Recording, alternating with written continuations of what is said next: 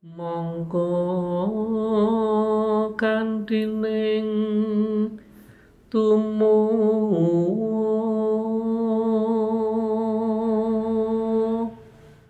salami mung awas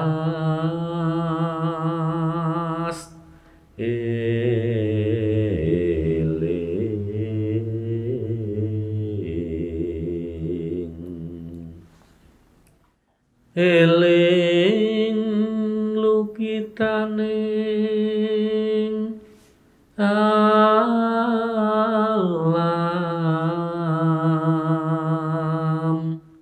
Dari satu sisi yang positif itu kita lakukan, kemudian ini akan menjadi fase yang sangat bagus untuk memulai usaha baru, untuk menanam modal, untuk diversifikasi usaha. Ini saat yang paling tepat, yang paling bagus, karena ini fase suro tumuwuh. Tapi jangan salah memilih.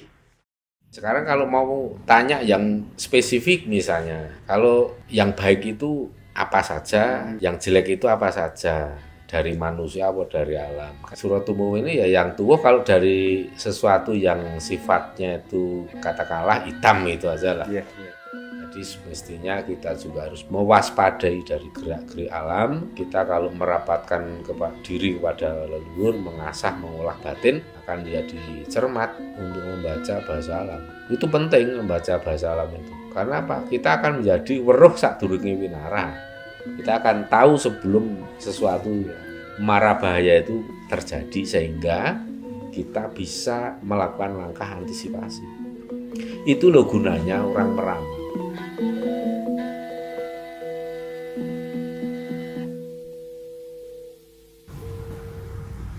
Jumpa lagi sedulur pemirsa KKS yang budiman di seluruh Nusantara, bahkan dimanapun saudara berada. Salam sejahtera, salam kebajikan, Om Swastiastu, Namo Buddhaya, salam salum rahayu. Semoga kita semua dalam keadaan sehat bergas waras, ayam tentrem, lancar rezekinya, tansah pinaringan sih wiloso saking ngersaning Gusti Ingkang Maha Agung. Pada pertemuan kali ini saya ditemani oleh Mas Tugi dari Tangerang, yang tentu saja kalau pemirsa mungkin sudah tidak asing lagi, apalagi dengan sebelah kiri saya ada Mas Gilang yang biasa juga menemani. Pada pertemuan kali ini saya akan membahas sesuatu yang tempo hari saya janjikan untuk membahas tentang bulan Suro yang akan datang. Namun demikian, karena ini ada sedulur-sedulur juga yang pada kumpul malam hari ini, alangkah lebih baiknya supaya lebih interaktif dan komunikatif. Mudah-mudahan nanti dari Mas Tugi, Mas Gilang juga bisa memberikan pertanyaan-pertanyaan yang mewakili para pemirsa yang budiman. Sugeng dalu Romo. Nggih. Salam rahayu. Anugi sugeng dalu mateng Romo Sabdo lan sederek kula Mas Gilang. Kula saking Tangerang Romo. Nggih. Jadi pada intinya saya pengen menanyakan tentang suro yang akan datang Romo. Kalau dulu kan saya yang suro tahun dulu kan suro Sesideman. Tapi kalau untuk saudara-saudara yang masih peduli tentang nguri-uri kejawen, itu mulai satu suro, malam satu suro. Nah, untuk malam satu suro yang akan datang ini kira-kira malam suro apa Romo? Dan mudah-mudahan Romo bisa menjelaskan yang intinya biar nambah wawasan saya dan juga ada hubungannya ke depan ini seperti apa Romo. Terima kasih Romo. Ya, masih ingat ya kita semua bahwa tahun kemarin itu merupakan Suro Sesideman. Dan mungkin lebih menarik kalau kita evaluasi terlebih dulu ya, sedikit aja singkat. Suro Sesideman seperti yang kita sampaikan setahun yang lalu, bahwa semuanya harus dilakukan secara sidem atau dilakukan secara diam-diam. Diam-diam artinya bukan sebagai perilaku pengecut, tetapi sebagai sikap yang tidak pamer, kemudian sikap yang hati-hati, dan satu lagi, sikap yang tidak sembrono dan terburu-buru. Ini penting sekali karena apa? Semua itu, keselamatan, keberuntungan, semua itu ada momentumnya, ada timingnya, gitu kan. Maka di sini maksud dari suro sesideman itu ya supaya orang itu untuk merencanakan sesuatu yang besar itu ya dilakukan secara diam-diam saja, nggak usah keluar-keluar. Karena apa? Kalau dilakukan dengan woro-woro, dengan publikasi besar-besaran di saat fase suro sesideman, maka itu akan berbenturan dengan frekuensi makrokosmos atau jagat besar. Nah, benturan itu yang terjadi efeknya apa? Ya orang yang merencanakan sesuatu yang besar dan kemudian dibesar-besarkan ini akan lebih fatal. Bahkan karena dipublikasikan saja itu nanti akan berakibat yang kurang baik. Misalnya, langsung contoh real ya, langsung contoh konkret. Misalnya, ini kan sudah hangat nih pencalonan presiden nih. Jadi udah ada di sana sini udah banyak wacana untuk pencalonan presiden. Ini baru wacana. Disebut wacana karena kan belum ada pendaftaran, jadi masih wacana dulu. Nah, siapa sekarang yang melakukan wacana itu? Paling tidak kita tahu ada 2 orang. Satu Anies, yang kedua Ganjar Pranowo. Seperti yang kita saksikan sendiri, memang di awal gempar, keduanya menggemparkan media massa. Tapi yang terjadi selanjutnya apa? Ya anyep, dingin, betul. Ya kan? Oleh karena itu, kita bisa mengevaluasi, bisa membaca bahwa ternyata siklus-siklus alam semesta yang bisa dibaca oleh orang Jawa melalui kacamata atau spiritual Jawa ini atau kejawen, itu juga tidak sekedar guyon, tidak sekedar cuman ungkapan di bibir saja atau analisa yang ngawur, itu enggak, tapi semua itu atas perhitungan secara matang mengenai siklus Jawa yang begitu rumit. Dan juga ini ada salah seorang tokoh leluhur yang bernama Ki Ageng Mangirwonoboyo, yang selain beliau sebagai leluhur yang punya kekuatan besar sehingga bisa dikatakan beliau itu pawangnya gunung api, juga memiliki keahlian dalam hal membaca siklus bulan suro. Dan itu terbukti kan, selalu terbukti. Dulu pernah ada yang namanya Suro Tundan Demit, ada yang namanya Suro Pinunjul. Banyak, sudah kita tulis di blog sabdalangit.wordpress.com. Kalau dulur-dulur mau melihat, mau ngecek ya silahkan monggo, itu banyak tulisan saya mengenai Suro. Terus kemudian Suro Sesideman, itu juga banyak bukti. Orang yang tidak bisa melakukan sidem, urung-urung wis rame-rame dulu, yo layu sebelum berkembang. Ini maksudnya. Iya. Oleh karena itu, inilah pentingnya kita mematuhi. Dalam arti mematuhi ini bukan seperti mematuhi perintah itu ya. Nanti agamis banget kesannya. Tapi ini spiritual. Mematuhi ini kita artikan sebagai penyelarasan, harmonisasi diri kita dengan fase yang terjadi pada jagat agung atau makrokosmos. Kita ini kan mikrokosmos. Kalau kita mau mendapatkan berkah dari alam semesta, ya kita merapatkan diri ke frekuensinya jagat agung. Itulah kita akan menjadi orang-orang yang selalu beruntung, selalu mendapatkan keselamatan ya, karena kita selaras harmonis dengan tata hukum keseimbangan alam. Itu kuncinya orang kalau mau meraih ilmu kabejan atau ilmu bejo, ilmu keberuntungan. Ya di luar sana banyak orang membicarakan tentang ilmu bejo. Ya memang karena saya dulu pertama kali yang menulis tentang ilmu bejo, terus kemudian dipakai orang, kemudian dikembangkan menurut versinya sendiri-sendiri, tapi malah yang terjadi salah kaprah. Nah kalau ini saya revisi, ya saya koreksi lagi, saya tegaskan lagi bahwa sebenarnya ilmu bejo itu adalah ketika kita ini merapatkan diri ke frekuensinya jagat agung. Artinya lebih konkretnya kita ini mematuhi, kita ini melaksanakan apa yang menjadi tata hukum keseimbangan alam.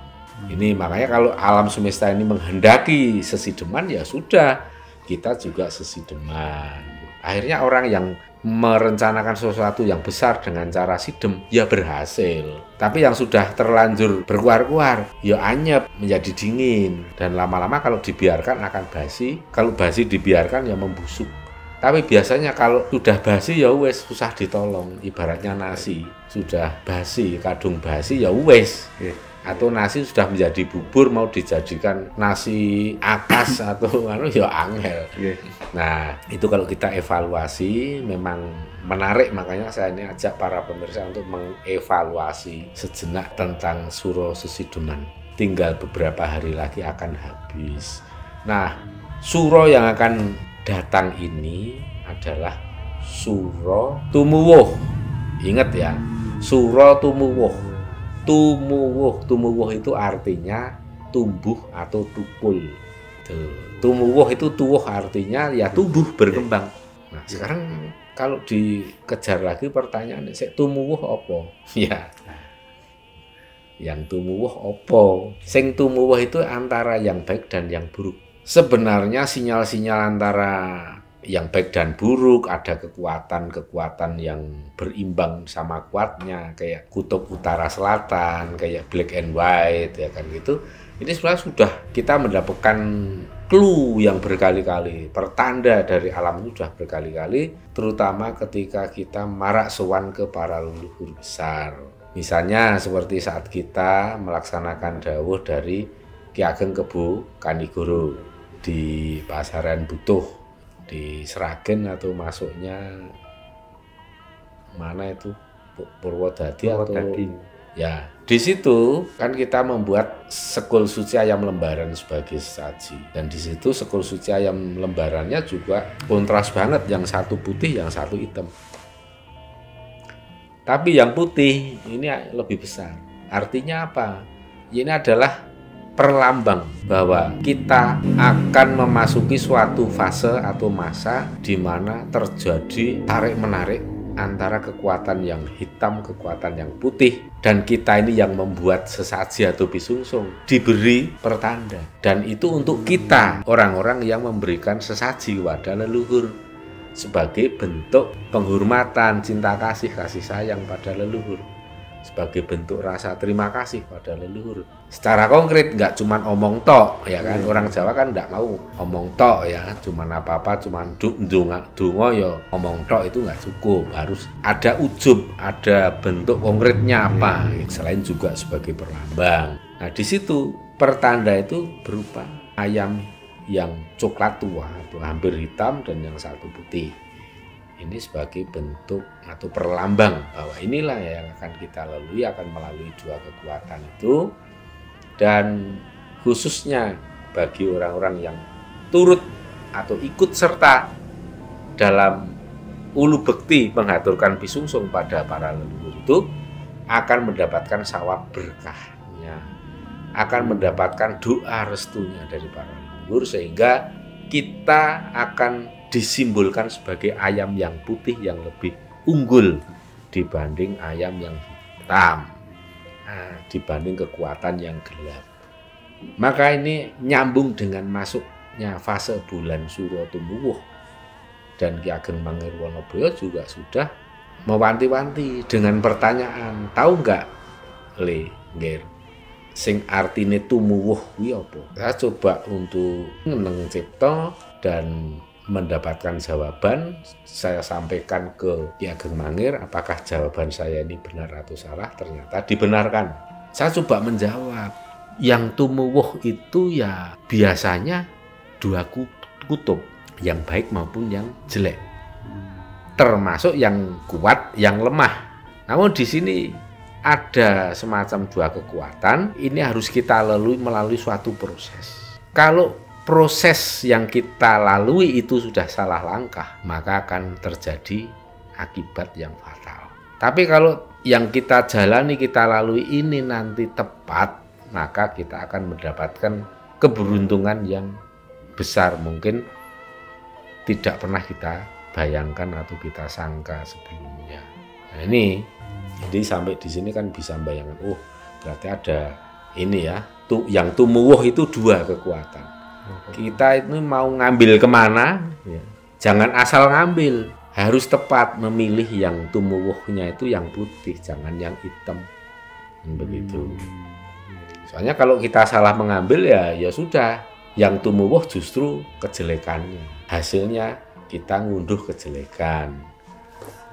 supaya kita bisa memilih. Ya kalau saya sarankan merapatlah kepada para leluhur supaya nanti dituntun, diarahkan. Walaupun panjenengan para pemirsa itu belum bisa melihat komunikasi interaksi dengan leluhur, tapi kalau sudah sering ke kuburan, nyekar marak sowan leluhur, nanti dari hati nurani Anda itu yang akan digiring, diarahkan oleh para leluhur agar supaya melangkah ke jalan yang benar, ke jalan yang penuh keselamatan dan keberuntungan. Tapi gini Romo, kan kalau saya sering dengar di luaran itu, kalau kita sering ke kuburan, marak sowan, kalau orang-orang yang nggak ngerti itu katanya kan yang dibilang, wah itu minta ke kuburan, minta ke makam, itu gimana Romo? Ya daripada minta ke orang yang nggak mampu, memalukan sekali. Itu namanya orang serakah. Betul. Ya toh? Orang jelas kemampuannya di bawah kita, masih saja diminta-minta, bahkan ditekan, diperes. Ya kayak gitu kan memalukan banget. Kayak gitu malah gimana moralitasnya? Ya mending kalau saya minta saja ke leluhur sendiri. Apa salahnya? Apa salahnya coba? Kita minta ke orang tua. Salahnya apa? Sekarang orang tua dengan leluhur bedanya apa? Sama. Beliau itu adalah manusia yang punya sukma. Sama-sama hidup. Sama-sama orang-orang yang menurunkan kita. Bedanya cuman kalau orang tua yang masih hidup ya masih dengan raga. Leluhur yang sudah meninggal ya tanpa raga. Itu aja kok. Iya. Kalau ada orang yang bilang, kalau minta ke orang tua ya nggak dosa, nggak musyrik. Terus kalau ke leluhur musyrik, lah itu bedanya apa? Cuma satu punya raga, yang satu nggak punya kok. Perannya masih sama. Dan selama ini saya tidak pernah dapat teguran dari leluhur, kayak gitu tuh musyrik. Jangan minta ke saya, ke kami leluhur. Nggak ada. Malah disarankan, dianjurkan. Ya saya kalau memang saya kayak gini ini sesat, ya biarkan leluhur yang tanggung jawab. Kan? Emangnya leluhur bodoh? Kan enggak. Leluhur lebih tahu dari kita. Leluhur juga lebih tahu sejatinya agama itu apa. Kayaknya yang lebih ini lagi yang Suratul Muwuh itu Romo. Ya, Suratul Muwuh itu ya kan banyak juga yang belum ini, kan tadi disinggung Romo, hanya yang tuwuh ini ada yang putih dan ada yang merah gitu. Nah, maksud Tugi apa aja Romo yang sekiranya biar detail, karena kan mungkin ada yang baru sedikit belajar, biar tambah wawasannya lebih dalam lagi. Coba tolong dikupas lebih ini lagi Romo. Sekarang kalau mau tanya yang spesifik misalnya, kalau yang baik itu apa saja, yang jelek itu apa saja, dari manusia atau dari alam. Suratul Muwuh ini ya yang tuwuh kalau dari sesuatu yang sifatnya itu katakanlah hitam itu aja lah. Yaitu baik dari ulah manusia maupun dari fenomena alam. Ya kita udah tahu lah seperti apa fenomena alam. Tentu saja potensi-potensi gejolak alam yang menimbulkan resiko bagi keselamatan umat manusia. Apa saja itu ya kayak bencana alam. Bencana alam apa saja di Indonesia ya. Kita ini yang hidup di wilayah Asia Tenggara khususnya Indonesia itu kan kita berada di atas ring of fire, cincin api. Ya risiko yang di sekitar kita paling lazim, paling akrab dengan kita itu ya gempa bumi, gunung meletus, tsunami sebagai trigger efek dari adanya gempa bumi kan. Puting beliung ya. Ya termasuk seperti itu. Jadi ada cuaca ekstrim. Kemudian dari kalau penyakit mah kita udah terbiasa. Penyakit di negara tropis itu kayak apa ya. Ya kalau mau ada pandemi lagi tentunya kita udah nggak takut lah. Mungkin kalau ada yang mencoba-coba untuk ngangkat kembali. Ini lu ada pandemi lagi. Saya kira orang udah kebal telinganya, orang sudah males dan muak lagi untuk ngapainlah pandemi, yang paling nanti jawaban masyarakat ya udah pandemi urusan kalian, urusan kami mencari makan, mati ya mati aja, paling gitu kan. Jadi siapapun pihak, apalagi ini mau pemilu nih, janganlah disinggung-singgung, diungkit-ungkit soal mau ada wabah, pandemi dan lain-lain. Terserah lah. Saya kira masyarakat kita udah nggak ada yang takut lagi dan udah nggak ada yang manut. Kalaupun di seluruh bumi ini dikabarkan ada wabah lagi, paling mudah juga. Orang sudah lebih takut mati kelaparan. Jadi potensi-potensi itu ya baik dari ulah manusia, juga adanya fenomena alam yang punya potensi besar untuk berimbas ke atau berisiko keselamatan jiwa umat manusia. Jadi semestinya kita juga harus mewaspadai dari gerak-gerik alam. Kita kalau merapatkan diri kepada leluhur, mengasah, mengolah batin, akan menjadi cermat untuk membaca bahasa alam. Itu penting membaca bahasa alam itu. Karena apa? Kita akan menjadi weruh sadurunge winara. Kita akan tahu sebelum sesuatu mara bahaya itu terjadi, sehingga kita bisa melakukan langkah antisipasi. Itu loh gunanya orang meramal, gunanya ahli nujum. Jangan apa-apa disalahin. Ahli nujum, peramal, mendahului kehendak Tuhan. Ya itu kan cuma angan-angan Anda saja. Mana ada Tuhan yang bisa didahului kehendaknya? Ya enggak? Betul. Kalau ada Tuhan yang bisa didahului kehendaknya, itu ya berarti Tuhan palsu yang hanya imajiner ada di dalam bayangan otak manusia. Ibaratnya gini, saya akan memprediksi Piala Dunia 4 tahun yang akan datang, juaranya ini. Terus dikatakan itu mendahului kehendak Tuhan. Nah itu kan sama saja logikanya gini, Tuhan belum merencanakan siapa juaranya nanti. Emang you tahu dari mana Tuhan belum merencanakan? Emang Anda tahu dari mana Tuhan belum melakukan suatu rencana sehingga Anda bisa menuduh itu mendahului kehendak Tuhan? Jadinya orang yang selalu mengatakan bahwa itu mendahului kehendak Tuhan, itulah yang justru sok tahu. Rumangsane Tuhan itu belum merencanakan sampai miliaran tahun kali. Mungkin bulan depan, tahun depan aja Tuhan belum merencanakan sesuatu sehingga bisa didahului manusia. Ya lucu, ini saya bukan maksud membuli apapun ya. Betul. Tidak juga membuli pemirsa yang kadang masih punya pola pikir seperti itu. Cuman saya ini geli gitu loh. Orang-orang yang suka mengatakan itu mendahului Tuhan itu apa nggak sadar bahwa ucapannya itu justru mengartikan bahwa Tuhan itu begitu sempit gitu loh. Tuhan begitu kecil, tidak maha besar, sehingga kehendaknya bisa didahului oleh manusia, dan manusia yang bisa mendahului Tuhan itu dosa. Kalau ada manusia bisa mendahului kehendak Tuhan itu ampuh, lebih sekti dari Tuhan. Nah sekarang pertanyaannya, Anda percaya enggak ada manusia yang lebih sekti? Kalau nggak percaya sudah, berarti Tuhan nggak bisa didahului oleh siapapun, gitu aja. Itu logika saya, rasional, masuk akal, langsung majleb di hati. Ya enggak? Betul. Itu. Ada hubungannya sama bulan Suro ini loh. Jadi begini ya, kemarin kita mencoba untuk membuat skema supaya nggak lupa poin-poinnya akan banyak. Bahwa pada bulan Suro Tumuh ini kita perlu melaksanakan atau melakukan langkah-langkah positif untuk memanfaatkan energi positif yang ada di fase Suro Tumuh ini. Berarti kan mulai masuk bulan Suro nanti sampai setahun yang akan datang. Itu kita kalau orang Jawa itu ada pedoman bahwa kita untuk meraih sesuatu itu dengan target yang tepat, dengan cara yang tatas titis tetes. Jadi dengan cara yang akurat, yang tepat, yang bisa mengenai sasaran. Jadi kalau kita mengingat ajaran Sinuwun HB2 ya, Sri Sultan Hamengkubuwono yang kedua, dilanjutkan yang keenam, itu tentang cara meraih sesuatu itu harus dengan cara nyawiji sengguh nuramingkuh. Jadi ada tujuan apa yang kita tetapkan secara pasti. Jadi tujuan kita ke sana ya sudah kita nyawiji untuk satu tujuan ke sana. Terus kemudian sengguh kita tidak ragu-ragu, penuh dengan kemantapan. Terus nuramingkuh itu artinya ya kita jangan mencela-mencela. Sekarang menetapkan A, besok B, besok target C, dan lain sudah. Jadi orang yang kebanyakan ide, lalu kebanyakan rencana, itu nanti akhirnya ambyar. Orang itu bagus banyak ide, tapi biasanya orang yang punya kemampuan melahirkan ide-ide yang banyak sekali, biasanya kelemahannya itu adalah kurang fokus dalam menetapkan target. Karena apa? Pengennya semuanya diraih, itu nggak bisa.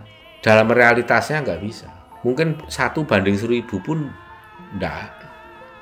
Orang-orang sukses itu pasti ada fokus. Makanya kalau orang Jawa itu dikatakan harus tatas titis tetes.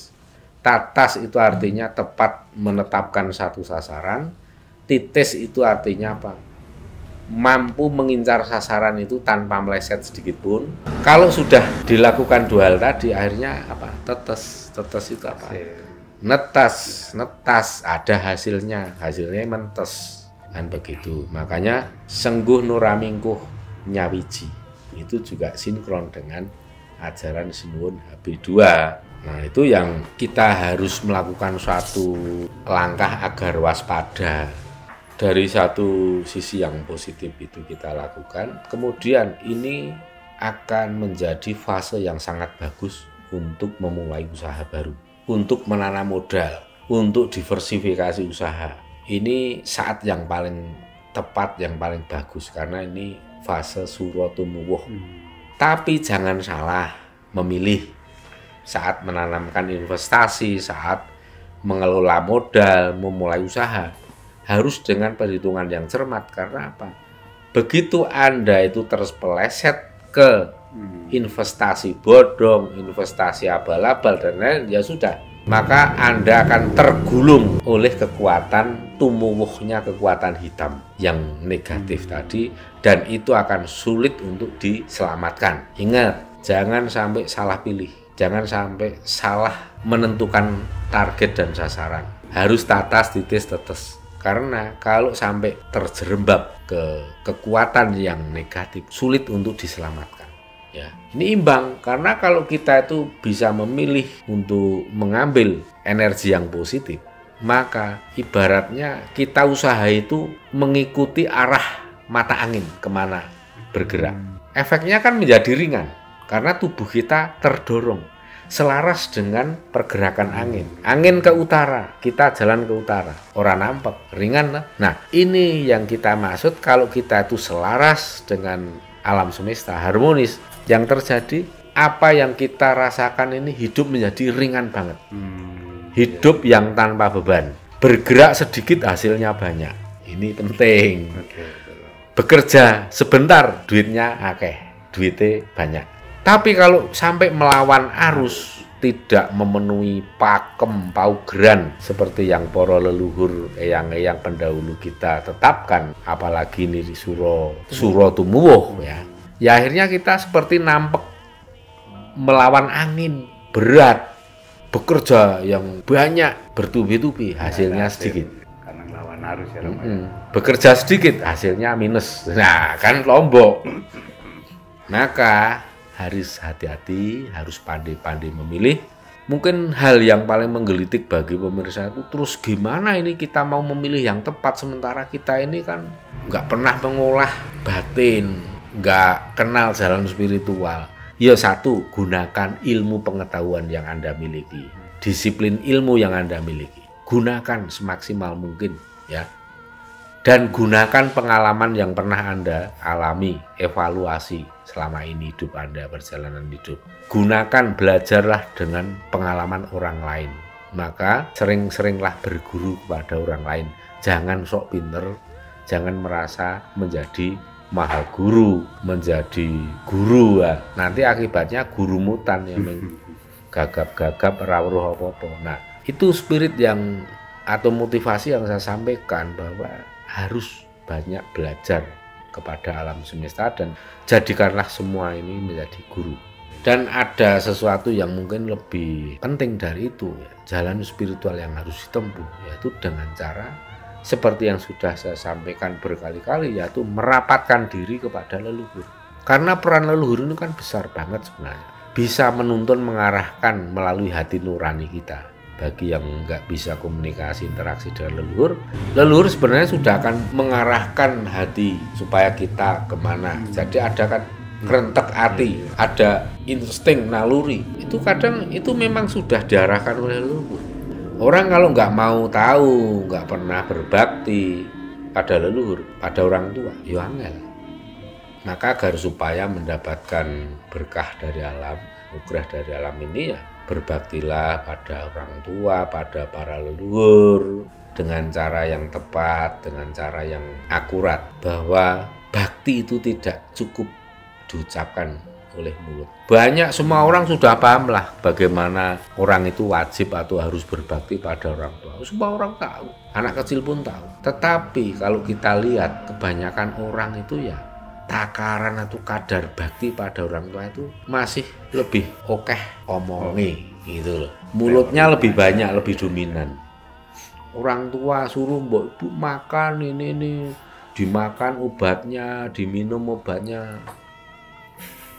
Jangan males makan, ini pokoknya makan yang enak-enak ini udah. Tapi si anak tidak pernah paham bahwa orang tua yang sudah lanjut usia seperti itu, selera makan itu udah makin hilang. Makanan-makanan yang dulu disukai juga makin berubah rasa. Belum lagi nanti kemampuan gigi mengunyah. Gigi yang utuh belum tentu itu nyaman dan enak untuk mengunyah. Maka yang diinginkan ya makanan yang serba empuk. Yang disediakan nasi seperti biasanya itu kadang udah enggak. Kadang anak itu enggak mikir sampai ke sana bahwa orang semakin tua itu semua selera itu akan berubah. Tempat keramaian sudah menjadi tempat yang tidak disukai. Itu termasuk menjadi ciri khas orang-orang yang jiwanya sudah tua. Orang-orang yang sudah punya kesadaran spiritual tinggi, itu seleranya akan menjadi lebih spesifik. Tidak suka dengan kerumunan banyak orang, terlalu crowded.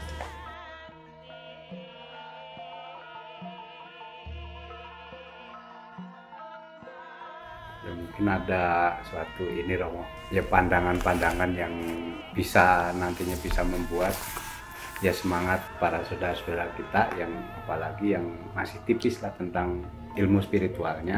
Karena kalau yang saya sekarang alamin Romo, memang di bidang usaha itu memang lagi rada down lah istilahnya, jatuh banget. Karena mungkin itu daya pembeli masyarakat ada berkurang. Itu dari beberapa sektor sama loh. Nah, kira-kira nih di bulan Suratumuwuh ini nanti kedepannya itu akan lebih bagus apa kira-kira malah lebih jatuh Romo? Ini yang kadang-kadang jadi pertanyaan itu, waduh ini kok seperti ini gitu. Coba Romo biar kita tambah semangat nih, tambah wawasan Romo. Jadi ini bagi sedulur-sedulur yang bergerak di bidang wira swasta, usaha sendiri maupun bekerja di unit kantor swasta misalnya. Ini yang memang paling riskan dan rentan merasakan efek dari perubahan-perubahan ekonomi, politik dan lain sebagainya. Kalau kita melihat dari warning atau peringatan para leluhur seperti Ki Ageng Pemanan yang pernah dawuh untuk masang ketupat yang berisi 3 macam beras dan garam kasar, itu juga menyiratkan, menandai bahwa kita ini akan melalui fase atau saat yang berat. Berat ini dalam bidang apa? Ya dalam kehidupan ini. Baik dari segi ekonomi, politik, dan lain sebagainya. Dan semuanya saling mempengaruhi. Nah, oleh sebab itu leluhur juga sudah memberikan suatu tempat untuk berteduh. Ibaratnya begitu, tempat untuk menyelamatkan diri. Leluhur sudah menyiapkan tempat itu, dan monggo bagi siapapun yang peduli dan mau untuk singgah di tempat yang aman, yang dipakai untuk berlindung siapapun, ya monggo merapat. Kalau tidak ya wis berat karena nih. Jadi yang sikap kita harus bagaimana? Kalau yang bisa saya sampaikan begini, selama panjenengan semua itu melaksanakan apa yang menjadi perintah leluhur, seperti perintah Ki Ageng Pemanan, Ki Ageng Mangir, Hyang Ageng Nis, kemudian ini ada perintah Nawasanga juga, kita tidak perlu ada rasa kekhawatiran. Kita mantep bahwa kita akan menapaki situasi kondisi seburuk apapun, tapi kita akan mendapatkan keberuntungan dan keselamatan lahir maupun batin. Kalau saya sudah tidak ada keraguan lagi karena saya sudah ribuan kali membuktikan apa yang menjadi saran dan perintah leluhur itu tidak pernah ada yang meleset. Semuanya terbukti, maka saya selalu disiplin, selalu patuh untuk melaksanakan setiap dawuh leluhur, termasuk misalnya menggantung ketupat. Itu apa? Itu sawab berkah pangestu leluhur. Juga di situ ada warna tridatu, ada beras merah, beras putih, beras hitam. Itu kan warna tridatu. Kalau di dalam Hindu dan Buddha itu kan ada om buru, om buah, om suah. Dalam ajaran Jawa juga ada asas triluka atau trihita karana. Jadi 3 dimensi tersentuh dan kita ambil sisi positif, frekuensi yang selaras sehingga akan menjadi manfaat yang besar sekali untuk kita, terutama saat mengarungi situasi dan kondisi yang akan berat nanti. Maka bagi panjenengan yang sudah melaksanakan dawuh leluhur dengan tertib, disiplin, kemudian tidak enggan untuk merapatkan diri pada para leluhur, maka tidak ada yang perlu dikhawatirkan. Sesulit apapun situasi kondisi nanti di era Suro Tumuwuh ini, panjenengan pasti akan menjadi orang-orang yang mendapatkan kabejan, keberuntungan, keselamatan. Percayalah itu. Maka kita tidak ada ragunya. Bahkan ketika kita mendapatkan kabejan, keberuntungan, kemuliaan, kita akan menjadi orang yang justru mampu menolong orang-orang yang lain yang sedang kesulitan. Itu yang penting. Ini akan kita buktikan bersama. Jadi jangan ada keraguan selama panjenengan sudah melaksanakan apa yang menjadi petunjuk dan perintah leluhur. Karena itu tadi adanya tumuwuh dari sisi kekuatan yang negatif. Ini termasuk menjadi satu kekuatan pelebur istilahnya. Karena kan di semesta ini kan ada proses peleburan, jadi tumuwuh itu ya karena ada proses peleburan kemudian ada tumuwuh kan. Nah, proses peleburan sedang terjadi, fase peleburan ya kita harus sesideman supaya tidak dilebur.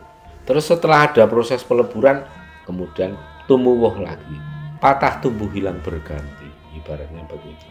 Setelah ada patah kemudian tumbuh, setelah ada yang hilang kemudian berganti. Dulu ada kekuatan yang hitam hilang, sekarang berganti. Ada kekuatan yang positif hilang, sekarang berganti. Ini semua ini menu yang disajikan oleh alam semesta. Kita ini manusia bebas memungut, memilih mana yang harus kita pilih. Jangan kalah dengan bangsa binatang, karena mereka tidak pernah salah memilih mana yang baik. Ya, oleh sebab itu kita bisa berguru juga pada binatang. Jadi pada intinya kita itu nggak boleh ngeluh ya Pak. Apapun yang terjadi kita harus semangat dan tidak boleh mengeluh. Ya, seperti itu ya. Karena boleh mengeluh atau menggerutu.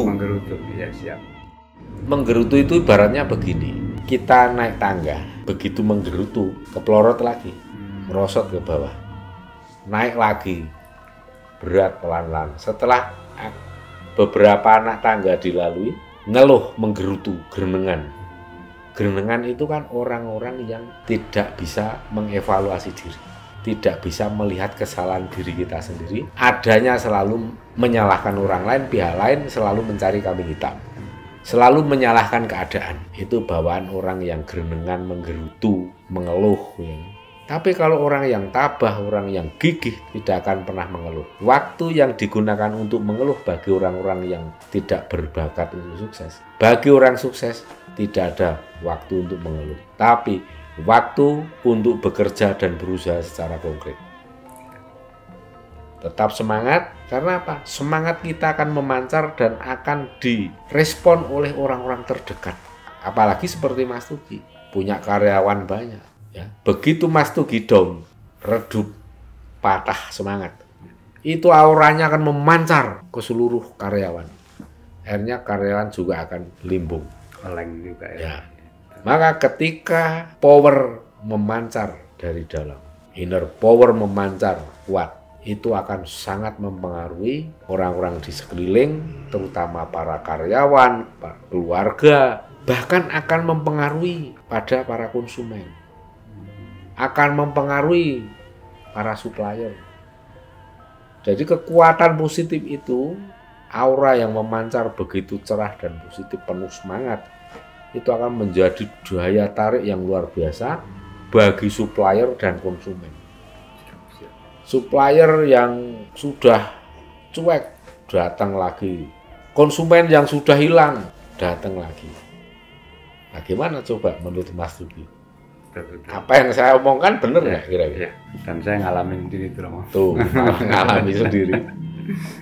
Ya karena kalau untuk sekarang ini dan memang udah dari dulu Romo, saya emang belajar tidak mengeluh.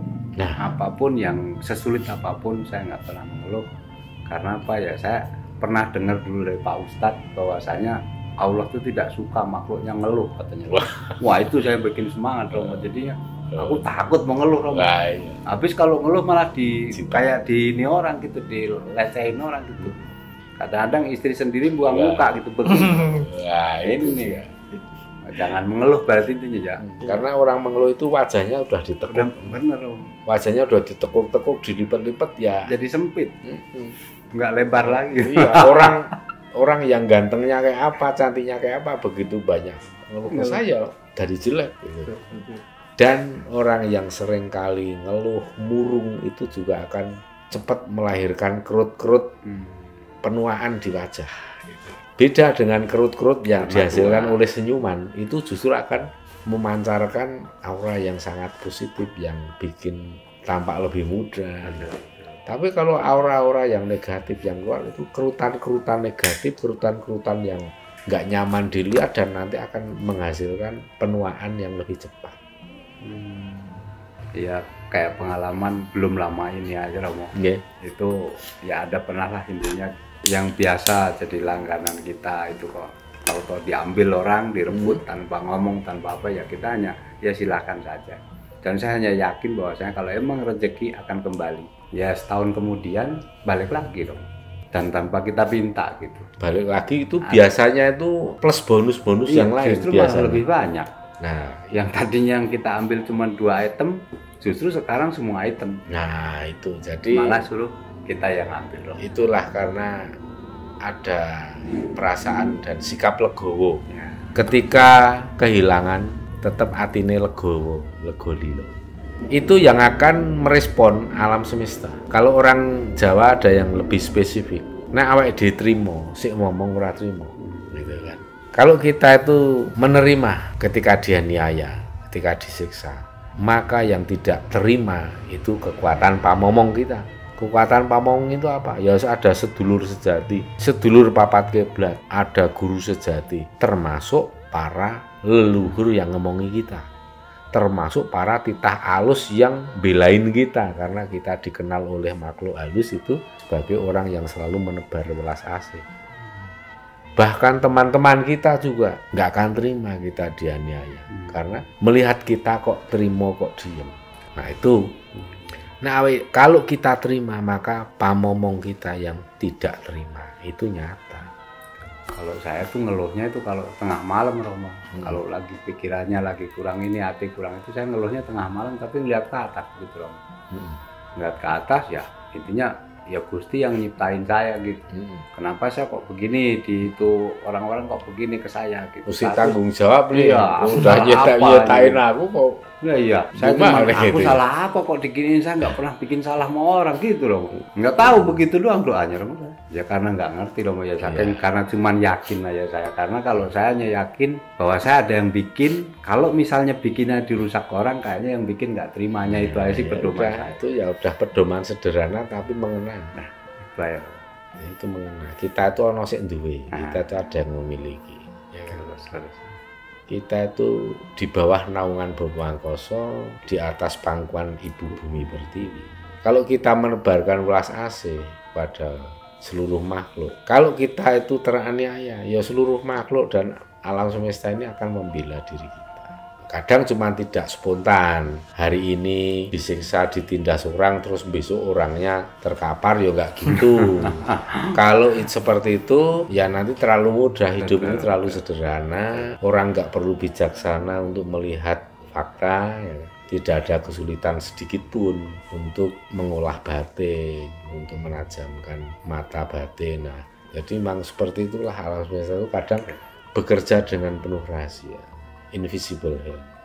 Ya kalau pada prinsipnya kan kalau tuh gini loh Mas. Jadi ya kalau kita sebagai manusia sama-sama makhluk yang kuasa, itu kan tidak ada berhak untuk mengadili sesama loh Mas. Ya intinya yaitu ya kita pasrahkan yang menciptakan aja gitu. Artinya ya kita diciptakan, pasti yang menciptakan tuh gak akan rela kalau bila mana ciptaannya itu disiksa sama ciptaan gitu. Kalau saya hanya itu aja kan keadilan itu ada jalur, beberapa jalur. keadilan yang ditegakkan oleh manusia sama keadilan yang sesuai hukum alam. Kalau keadilan yang ditetapkan oleh manusia itu masih ada celah untuk keliru, walaupun tidak besar ya, karena hukum yang dibuat oleh manusia itu kan pada intinya ya mengadopsi hukum alam.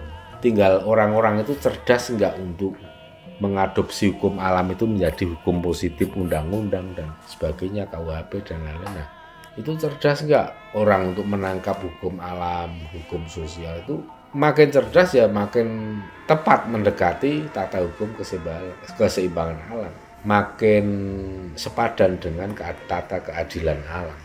Kalau yang mengadili itu adalah kekuatan alam, maka alam semesta itu punya hukum tata keadilan yang sangat akurat. Maka kalau saya sering katakan, alam semesta tidak pernah menyisakan secuil pun ketidakadilan. Tatas, titis, tetes, karena hukum alam. Mengadili apapun pasti tepat, akurat, dan proporsional. Kalau manusia kan kadang melebihi proporsional, kadang kurang proporsional. Namun manusia tetap berusaha untuk memperbaiki semua itu, sehingga ada upaya untuk menyempurnakan undang-undang, peraturan, dan lain-lain. Intinya keadilan yang dibuat oleh manusia, keadilan yang dibuat oleh alam atau oleh Tuhan, itu artinya bukan kok terus orang mikirnya keadilan itu hanya milik Tuhan. Ya bukan begitu. Manusia pun kan selalu berusaha agar supaya keadilan yang ditegakkan itu selaras harmonis dengan keadilan Tuhan atau keadilan alam gitu kan. Kalau dalam bahasa spiritual universal kan alam semesta ini maha adil. Kalau secara agamis kan Tuhan ini maha adil. Itu aja beda. Tapi pada esensinya sih sama.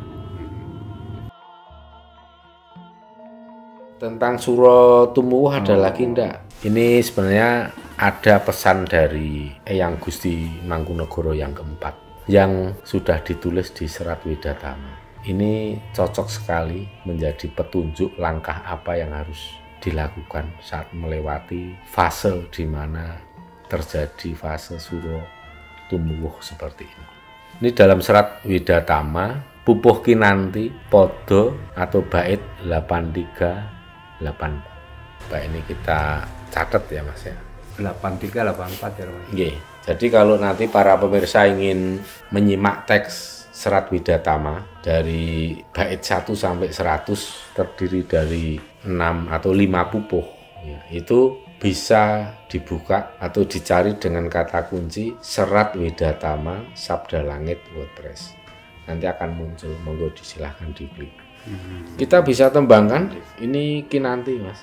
Mas Tuki bisa ya? Saya tuh seneng tembang-tembang Jawa tapi jarang. Nah, nanti kan ini mulai sering belajar nembang. Iya. Mongko kantining tumuwuh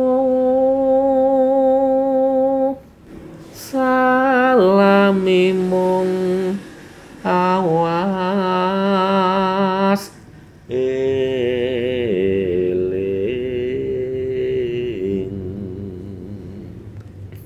coba pakai mic kamu Mas, men luweh ora berisik suaranya. Ini kita tembangkan pakai mic supaya malam-malam biar nggak terlalu ngeden suaranya ya.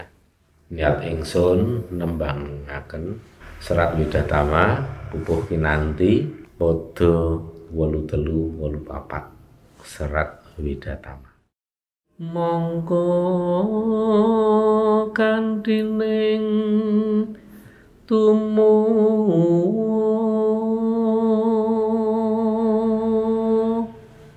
salami mung awas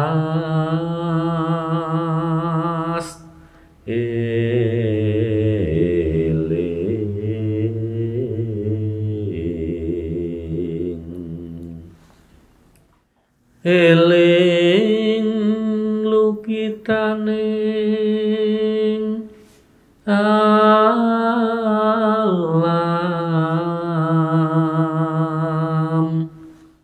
dadi wirya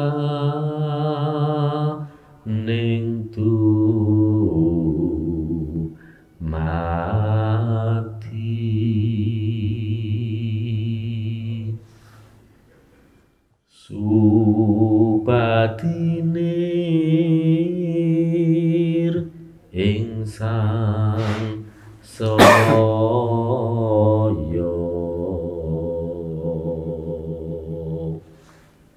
yeku pangreksaning urip.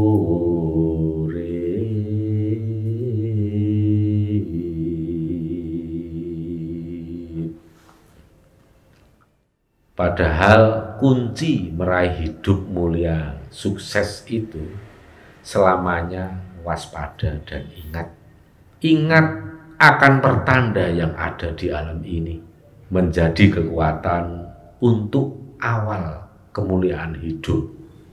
Supaya lepas dari sengsara, begitulah memelihara hidup ini. Marmo tenta beri kulo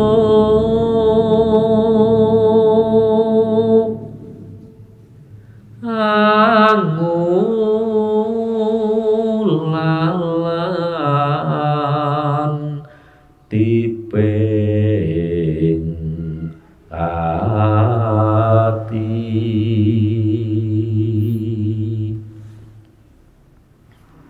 Rino wengi tenanatyo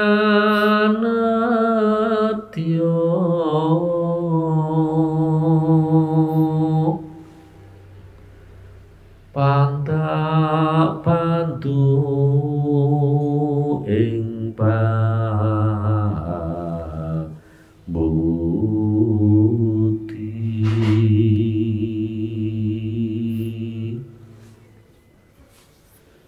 pingkas kar daning triyo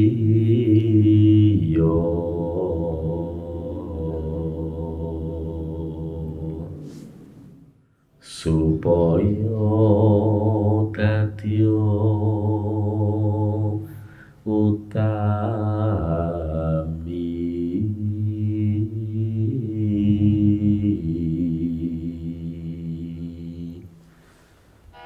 maka giatlah anak-anakku, belajar dan selalu mengasah ketajaman hati. Siang malam berusaha merasuk ke dalam sanubari, melenyapkan nafsu pribadi agar menjadi manusia utama. Semoga ini bisa menjadi pepeling dan pengingat untuk anak-anak semuanya seperti ini.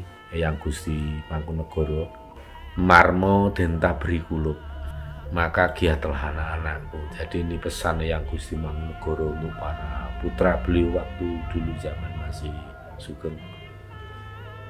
Maka kita sebagai generasi penerus juga sangat relevan untuk menggunakan, mengaplikasikan atau menerapkan nasihat petunjuk dari Eyang Gusti Mangkunegoro yang keempat ini melalui Serat Widatama Pupuh Kinanti, apalagi bertepatan dengan adanya fase Suro Tumuwuh, mangkyo kandining tumuwuh. Sementara itu kunci meraih hidup yang mulia dan sukses itu seperti yang tadi kita sampaikan, kita bacakan melalui pesan Eyang Gusti Mangkunegoro yang keempat, ya. Ini khususnya untuk seluruh anak-anak KKS dan umumnya kepada seluruh pemirsa YouTube Surya KKS yang budiman dimanapun berada, agar supaya panjenengan bisa lebih mudah mempelajari nanti teks dan artinya nanti kita sematkan di kolom keterangan video ini. Ini merupakan suatu yang bukan kebetulan ya. Seperti ini sudah menjadi rangkaian dari petunjuk yang disampaikan oleh para leluhur. Maka marilah kita sama-sama untuk ngugemi atau untuk memperhatikan, mengindahkan nasihat dan pesan-pesan leluhur dalam berbagai serat Jawa, karena ini akan sangat tepat sekali kita laksanakan, karena inilah ilmu yang paling selaras dan harmonis di Nusantara ini. Ada pertanyaan lagi enggak? Kalau enggak ada, sudah kita jawab. Ya. Ya, terima kasih Romo atas penjelasannya. Ya.